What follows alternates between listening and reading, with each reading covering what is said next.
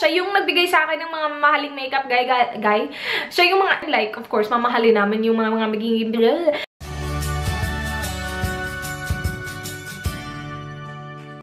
Hi guys, Razel here. Welcome back to my channel. I will be doing Ask Raze. Medyo matagal-tagal na din, hindi ako naka-film ng Ask Raze. So I will do that right now. Nag-comment ako sa haul ko, yung what I got from Melvin.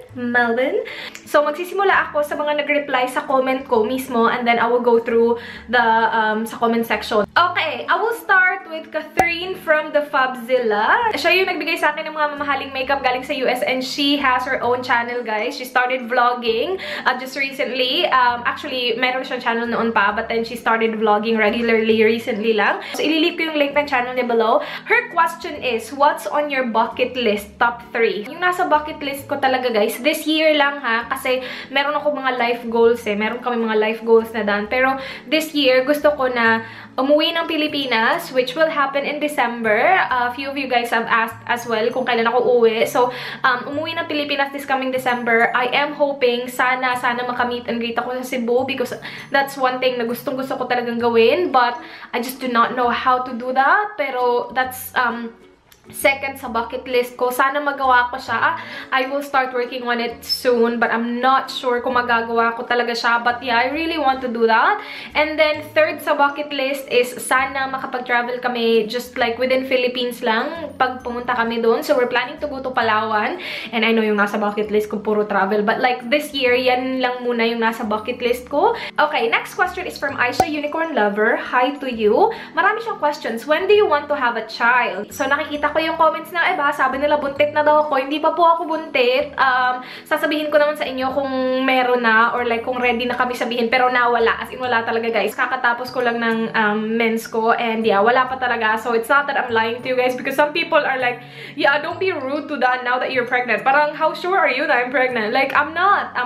Medyo nagkakalaman lang ako ng konti, kasi kain pa more, pero no, wala pa po siyang laman, mga ano lang po, food. What do you want to be the gender of your child? Ito, gusto ko talaga noon pa, sabi ko, lalaki. Lalaki yung gusto kong una, tapos babae. Kasi diba, it would be perfect kung lalaki at saka babae. But, yung natutunan ko, kasi yung kambal ni Dan, buntis siya, and lalaki yung magiging anak niya, tapos lalaki yung anak niya ngayon, so dalawa na yung magiging lalaki niya. Parang natutunan ko na hindi naman importante kung ano yung gender as long as healthy, kasi yan yung lagi sinasabi ng mama na Dan, and parang naano ko na din siya, na-absorb ko na din siya na oo nga, no, like, pero it would be perfect, and it would be great kung lalaki at saka babae, pero kung hindi man, so of course, mamahalin namin yung mga magiging baby namin, kahit na anong gender meron sila. So yeah, yun. From Jacqueline Rodriguez, sa tingin mo ba, nagbabago yung isang tao once na nagpakasal na kayo? Like, nung nakaraan sa vlog mo, hindi sinabi na Dan na uuwi siya ng late, and hindi din siya nagpaalam, unlike before. Or sa tingin mo, natural lang nagbago ang isang tao once na kinasal na? Yun lang.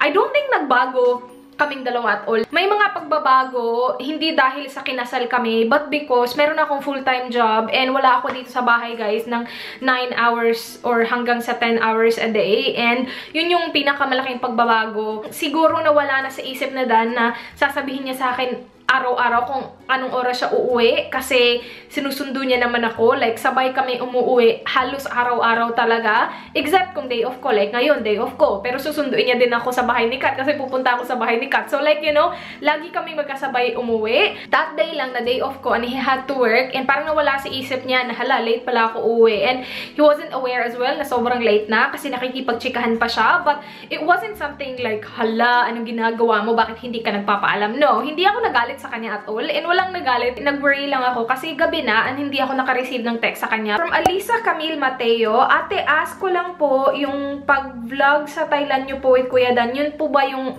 first ever na pag-meet niyo po ni Kuya Dan? I think I butchered that question really badly. Sorry. Yeah, yun yung pinaka-first. Pero magkakilala na kami noon, like, online 6 months before we met. Hi, Ate Race. What's your comment about people who criticize or observes the way you look, how your voice sounds in a good way, but your fans react too much? Honestly, I do not know kung paano siya sagutin. Like, kahit naman kasi anong gawin ko, hindi naman mababago ng isang comment kung paano ako magsalita. Like, ganito naman talaga ako magsalita. Siguro may mga pagbabago sa on how I pronounce things. I just need to, guys. Kaya iniiba ko yung pag-pronounce ng iba, kasi it's just something na kailangan ko talagang gawin sa trabaho, and You know, basta, nung matagal pa, nasa Pilipinas pa ako, ganito na ako magsalita, sobrang daldal, sobrang bilis magsalita. Naiiba yung pag-pronounce ng ibang words, but yeah, I feel like wala namang ibang nagbago talaga. Yung mga nagsasabi or nagja-judge, na siguro hindi sila nagja-judge, pero yung iba na sinasabi, dapat ganito yung suotin mo, dapat ganyan yung suotin mo. Like, I totally understand na yung kung gaano ako manamit is hindi, like, maganda para sa iba. Pero I'm doing that for myself. Like, ganito yung sinusuot ko kasi gusto ko. Hindi sa ganito yung susuotin ko kasi ito yung magugustuhan ng mga nanonood sa akin. You know what I mean? I wear what I want kasi yun yung komportable ako. Yun yung gusto ko na suotin ko. May mga nagsasabi na hindi ka maganda and all that. Nasanay na ako sa mga ganyan. Nagsisimula pa lang ako kasi dito marami ng hindi talaga nagustuhan itong mukhang to, but it's normal. From Herbert Ian, Ate Reyes, kung papipiliin po kayo, gusto mo ba tumira din si Dan sa Pilipinas? Kung gusto niya, of course. Pero I don't see Dan na doon titira sa Pilipinas. Siguro kapag matatanda na kami and wala na kaming trabaho, yes. Pero ngayon, hindi talaga. Kasi dito yung trabaho ni Dan eh. Nagtatrabaho siya doon sa kumpanya niya for 10 years. I just don't see him like, you know, changing that anytime soon. So yeah. Not now. From Stephanie Vanessa, how tall are you? I'm not tall at all. I'm only 4'10". From Jenny Sakamoto, are you planning to go here in Japan? If so, I want to see you. Stay pretty and humble. Thank you. Yeah, gusto pa namin pumunta dyan kasi isa siya sa mga countries na gusto namin puntahan pareho. Not this year kasi pinalitan na namin yung Japan ticket namin sa Philippines ticket.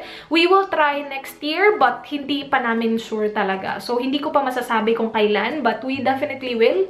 Hindi ko lang alam kung kailan. From Rosie, anong advice mo po sa mga nag-a-apply ng work ate? Tapos job interview advice. Thank you. Fake it until you make it. Like, as in guys, sobrang kinakabahan ako every job interview. Pero feeling ko hindi siya nagsishow masyado kasi I just fake it. Like, feeling ko confident na confident ako kahit deep inside sobrang kaba ko na. Sabihin mo na sa sarili mo na I'm confident, I can do this, I would get this job. From Kathleen Grace, if you were to change anything about yourself, what would it be and why? Char naman ito. Wala guys. Like, hindi man ako yung pinakamagandang tao, hindi man ako yung pinakamatangkad, pero kontento ako sa kung anong meron ako. When I was young, iniisip ko na sana pumuti ako kasi sabi nila nakakaganda yung maputi. Nung lumaki na ako and naka-explore na ako na sobrang daming tao sa mundo na magpapakamatay makuha lang yung kulay ko. So sabi ko, happy na ako sa kung ano man yung kulay ko. Number 2, what do you miss about Philippines? Tuyo. Yung tuyo na flat. Dangay yung tawag namin sa Cebu or sapsap. Ay, ewan ko kung kailan ako makakain ng ganun. Ayoko kasi yung mga tuyo na malaman, sobrang malaman. Gusto ko yung flat. From EEE, if you will be given a 1-year free supply of a certain food of any kind, what will it be? This question is for both of you. Wala si Dani. 1-year supply? Chicken. Like, chicken lang. And then, marami naman ikaw maluluto sa chicken, diba? So, chicken. Hilaw na chicken. Ako na bahala lutuin siya kung ano-ano. From Mrs. Enelrack, bago kayo nakakilala ni Mr. Bear, dyan na ba talaga siya nakatira? Ilang taon na? Itong bahay ni Dan, pinatayo niya 4 years ago, I think. Nakakatuwa malaman na ang happy mo malinis sa bahay at maingat sa mga gamit. He is malinis. Hindi naman like as in sobrang linis. Like para sa akin, mas malinis ako chat.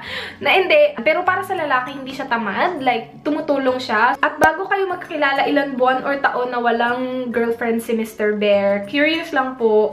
Hindi ko talaga alam guys. Alam ko na medyo matagal pero I don't know the specific kung ilang buwan or ilang taon kasi hindi namin pinag-uusapan yan. Like, pinag-uusapan namin yung mga, ex-girlfriend niya. Pero hindi ko tinatanong in detail na hala, ilang buwan ba before, like, you know, before naging single ka. Did that make sense? Basta, yeah, hindi ko siya masyadong tinatanong. Sana pag-uwi nyo ng Pinas sa December, magkaroon ka ng meet and greet Manila areas. Alam mo, this year lang, kita nasimulan panoorin pero binabalikan ko yung mga past vlogs mo dito sa Pinas. Masaya ako for yun. Simula na meet mo, Mr. Bro. Aww. Thank you. Thank you. From Chris Jane, Ate Reyes, are you the one holding the money of Kuya Dan since you got married? Like what married couples normally do. I love you, Ate Reyes, and you're one of my very favorite YouTuber here. I'm so excited to see you, Small Reyes and Small Dan, in your vlog. Hindi ko siya masasabi na hala ako yung humahawak. Nandun lang siya.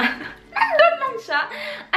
Kaming dalawa. Hindi, walang hala ikaw yung humawak na ito. Ikaw yung wala. Kaming dalawa, guys. So, yeah. From Zaka's Life, tumutulong ka po ba magbayad ng bills? Yes. From Mikay, Florida, Ate Reyes, parang never pa po kayo nag-away ni Kuya Dan. Paano nyo nagagawa yun? Nag-aaway naman kami ni Dan, pero hindi yung over-over na away na maghihiwalay na kami. Tapos si Dan kasi yung klase ng tao na kapag meron man kaming hindi pagkakaintindihan, lagi niyang sinasabi, pag-usapan natin to, and ako naman, hindi ako nagsasalita kasi ayoko magsalita. Kapag nagsalita ako kasi, umiyak ako, and ayoko umiyak, pero umiyak pa rin ako kahit na hindi ako nagsasalita. So like, pero hindi naman lagi. Like, sobrang minsan lang, once a month, siguro may konting misunderstanding, pero like, nafi-fix agad. Kasi si Dan nga yung klase ng tao na, pag-usapan natin, ano ba yung nagawa ko, ganun-ganun. Kahit most of the time, wala naman siyang ginawang masama. Ako naman yung ang arte-arte ng buhay ko. Ano lang, hala, nandito na si Ann. Wait. Guys, babalik ako ngayong hapon kasi nandito na si Ann. I am back! 7:30 na ng gabi.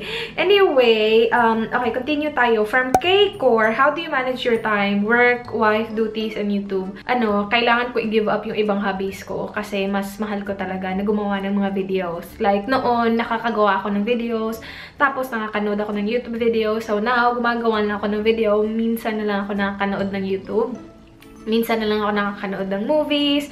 Kapag may time lang talaga, minsan ko na nagagawa yung mga yon. And si Dan din, hindi din siya sakit ng ulo. Nagpa-plansya siya ng mga damit niya kasi ang hirap naman kung ako na lang lahat. Pareho kaming nagtatrabaho. So siya, he takes care of himself kasi noon nung wala pa akong trabaho, ako talaga nagpa-plansya lahat, ako lahat kasi wala akong trabaho. Tumutulong din siya magluto minsan and tumutulong siya maglinis. Yun din yung sobrang nakatulong na siya, hindi siya like tatamad-tamad din. From Merang Guapa, ano ang pinakamatinding pinag-awayan nyo na Dan? Wala naman yung masasabi ko na over na talaga, ito na talaga ang end of the world. Wala namang ganong away. From Andre Mercado, ate, may Jollibee po dyan. If ever po, pupunta po ba kayo na Kuya Dan? Of course, gustong-gusto din na Dan yung Jollibee, guys. And na-miss ko na yung Jollibee, yung burger steak, and yung gravy, yung fries, and yung sobrang nami-miss ko yung Jollibee. Kung meron talaga, pupunta kami, kaya lang wala. From Christine Tyrol Rosales, hindi ba nakakainip mabuhay outside the country? Then most of the time, si Dan lang yung kasama mo, and the other few Filipinas you featured in this vlog, or you just didn't show everyone.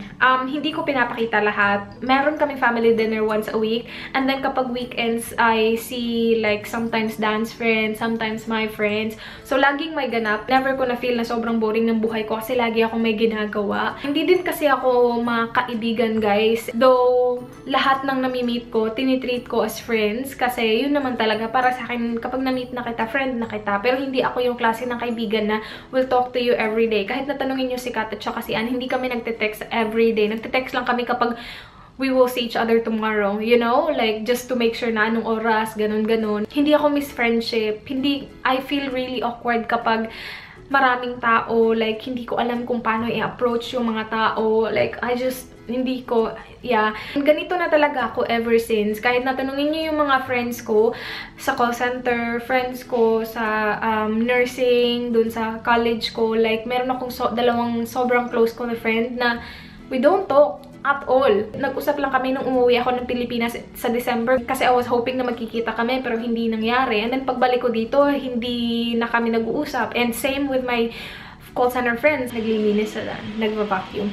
From Crisel Lu Elicio, hi Reyes, how do you guys keep the fire burning sa relationship nyo? Just, you know, enjoy the time together. Kami na Dan, sobrang masaya kami na magkasama. Kasi meron ako mga naririnig na masaya lang kayo, masaya kayo ngayon kasi bago pa kayo. And I don't like, hindi ako nakikinig sa kanila.